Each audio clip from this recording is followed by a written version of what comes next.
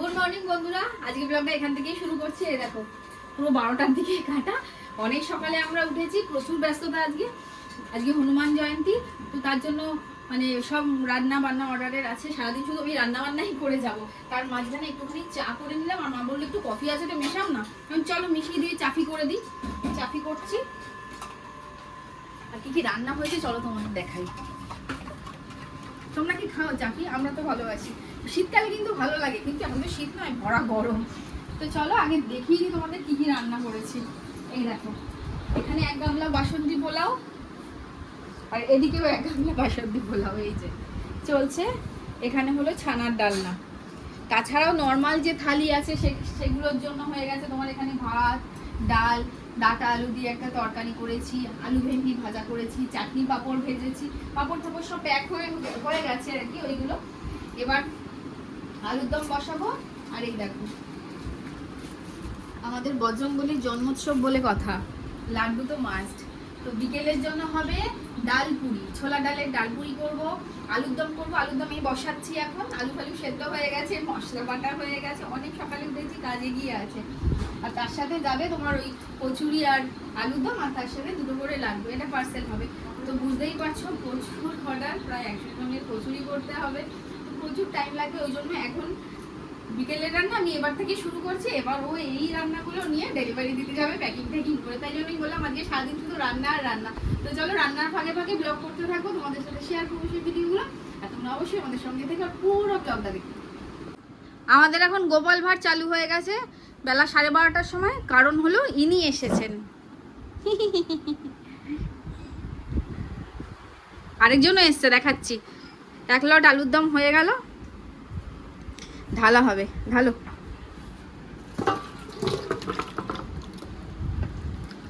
আস্তে।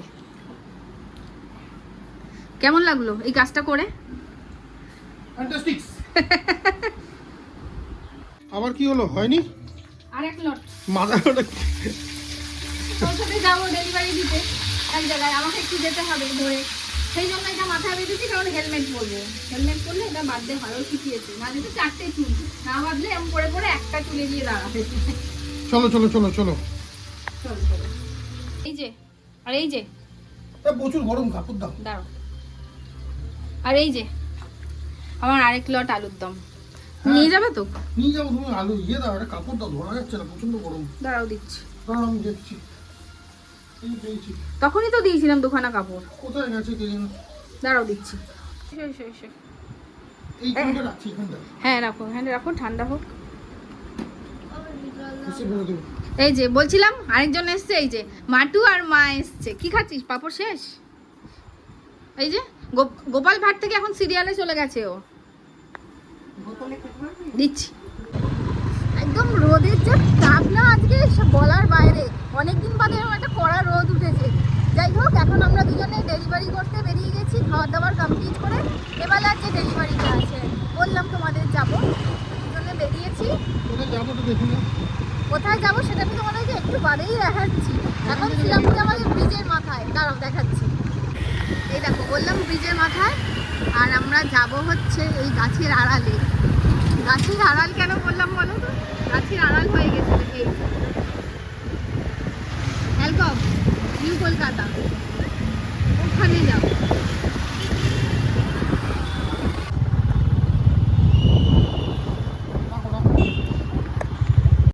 এই যে আমরা চলে এসেছি অ্যালকবে, এখন যাচ্ছি। এই জায়গাটা যা আন্ডারপাসটা যা ঠান্ডা না, মানে এই যে এখন বাইরে এত গরম, এইখান থেকে এখানে ঢুকলে মনে হয় কি একদম এসিতে ঢুকে গেছি। কারণ সব থেকে আন্ডারপাসে এরকম ভালো লাগে যে সাইডে লাইট দিয়ে, আর আমাদের সব কলকাতার সব জায়গাগুলোর সব কী বলবো কাটিং করে করে একটা ডিজাইন করা থাকে এখানে। দক্ষিণেশ্বর মন্দির, হাওড়া ব্রিজ, ট্রাম, রিক্সো, পুরোনো চালা রিক্সো, মানে সমস্ত কিছু করা আছে। এটা বেশ ভালো লাগে দেখতে, আলো দিয়ে কি সুন্দর করেছে কাটিং করে করে। চলো এখন ঢুকে পড়ি। গাড়িটা রেখে দিয়েছে পোডিয়ামে, এবার ঢুকবো ভেতরে। পাশে কোথাও জন্মোৎসবের মানে বজরংবলী জন্মোৎসবের পুজো হচ্ছে, গান বাজছে। চলো ভেতরে ঢুকি আগে।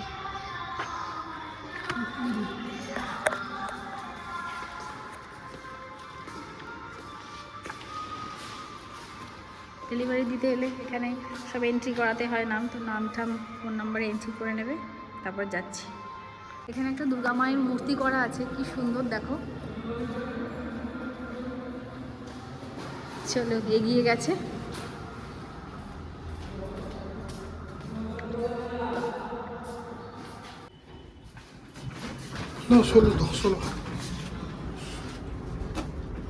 কদিন পরে এলে আর কবে? আমিও অনেকদিন বাদে এলাম। ও তো যেরকম রেগুলার আসে, কিন্তু রোদে না অবস্থাটাই, এক তো সকাল থেকেই গ্যাসের সামনে দাঁড়িয়ে গরমে রান্না, তার উপর এই যে রোদে এলাম, মানে কি বলবো, এই হলো আমাদের টাফ টাইম। এই কারণেই বলছি টাফ টাইম। তোমরা জানো যে গ্যাসের সামনে এই গরমে রান্না করতে কিরকম কষ্ট হয়। নিজেদের বাড়ির অল্প রান্না করতেই মানুষের অবস্থা তাই, তার এখানে অনেকগুলো রান্না। এবার যখন বড় গ্যাস, আমি ওই জন্য একেবারে আমি আলুর দমটা আজকে করে নিতে পারতাম, কিন্তু আমার হাই ফ্লেমের যে গ্যাসটা বড় ওভেন করলাম না, প্রচুর কষ্ট হয়। জাস্ট কদিন হলেই আমার অপারেশন হয়েছে, তোমরা জানো, সেই জন্য আরো ওই প্রেশারটা আমি অল্প অল্প করে বাড়ি করি, তাও ঠিক আছে। বাইরের ভিউটা একটু তোমাদের দেখাচ্ছি। এখন আমরা 16 ফ্লোরে আছি, আর এই যে মলটা যেটা হয়েছে ত্রিবেণী মল। চলো লিফট এসে গেছে।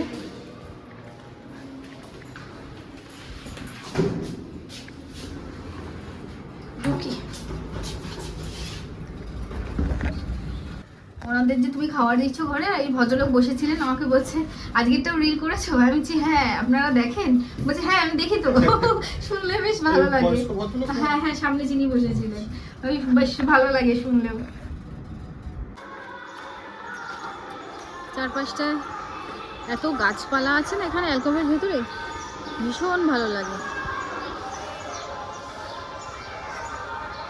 আর গঙ্গার ধারে হওয়াতে, গঙ্গার হাওয়াটা যা হয় না দিনের বেলাতেই এত সুন্দর হাওয়া দেয়,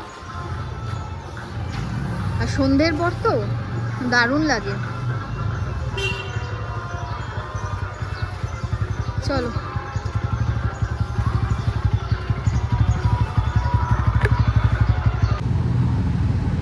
এবার বেরিয়ে গেলাম এখান থেকে, কারণ খাবার দাওয়া এখানে ডেলিভারি কমপ্লিট, এমনকি সব এবেলার ডেলিভারি সব জায়গারই কমপ্লিট। বেরিয়ে গেলাম, এবার বাড়ি যাবো সোজা। যদি একটু দাঁড়িয়ে কোথাও চা খাবে, আমি আর চা খাবো না, সোজা বাড়িতে গিয়ে আমার তোমাদের সাথে দেখা হচ্ছে পরে। বাড়ি চলে এসেছি এই ছাটা মোড়া রোদ ঠেনিয়ে। বাপরে বাপ, যা গরম লেগে গেছে সে আর বলার বাইরে। আমরা সবাই মিলে এখন কচুরির জন্য লেচি কাটছি, পুর ভরছি। মা কেটে দিচ্ছে, লাড্ডু আমার ওগুলোকে গোল করে দিচ্ছে, আর আমি ওগুলোর মধ্যে লেচি ভরছি। আর কত বাকি আছে? অনেক বাকি আছে, মোটামুটি অনেকটাই বাকি আছে। এখন ওখানে হাই বলে দে। হ্যাঁ কেন বলবি না? বুকের হাফ পোর্শনটা এদিকটা পুরো ময়দা মেখে সাদা করে ফেলেছে। ময়দা মুখো, ময়দা মুখো তাকাইছে, ড্যাব ড্যাব করে তাকাইছে ময়দা মুখো। মায়েরা এসছি, এখন বেরিয়ে যাচ্ছি। আমরা একটু বলি অব্দি যাই, এগিয়ে দিই। কি গাছ বলো তো? এটা বুঝতে পারছিলাম কি গাছ, মাকে তাই জিজ্ঞেস করছিলাম।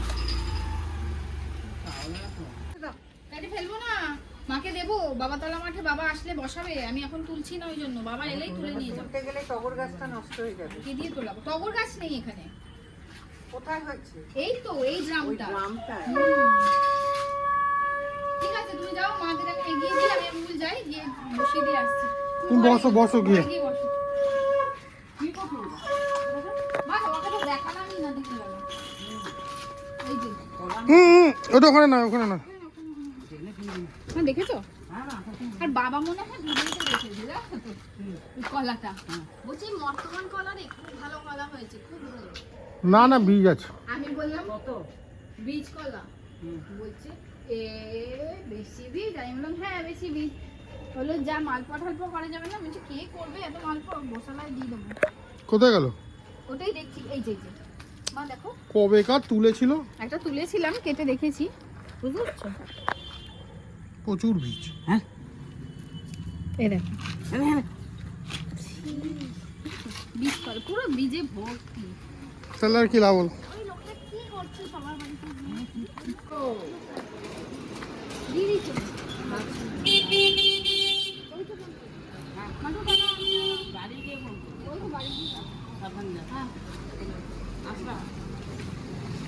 বলো, আসলাম বলো। চলো। অনেক করে বলেছিলাম সবাই এসো, সবাই থাকো দুদিন, যাই হোক আসতে পারেনি, দেখা যাক কবে আসে। বলেছে আসবো শনি রোববার করে আসবো, দেখা যাক। আজকে তো প্রচুর খাটাখাটনি হয়েছে, আর হট করে কেমন যেন আজকে গরমটাও আজকেই যেন বিশাল একটা গরম পড়ে গেছে, এরকম একটা ব্যাপার। মানে ওটাই হয়েছে আর কি। ওই জন্য রাতে তাড়াতাড়ি খাওয়া দাওয়া মেটাচ্ছি, যাতে একটুখানি খাওয়াটা মিটে গেলে কি সবাই ঘরে ঢুকে পড়তে পারবো, দিলে একটু এসিটা চালিয়ে নিলে শান্তি। ওই জন্য তাড়াতাড়ি, যেহেতু কচুরি খাবে মা আরও, ওই জন্য তাড়াতাড়ি করেই ভেজে নিচ্ছি। এইসব খেলে একটু রাত্রি না করে একটু তাড়াতাড়ি খেয়ে নেওয়াই ভালো। আর আমি তো অ্যাজ ইউজুয়াল ভাতই খাবো, আমার ভাত ছাড়া চলবেই না। আমারও ভাত গরম করে দেবে মা, আমি জাস্ট কুচুরিটা করে চলে যাব।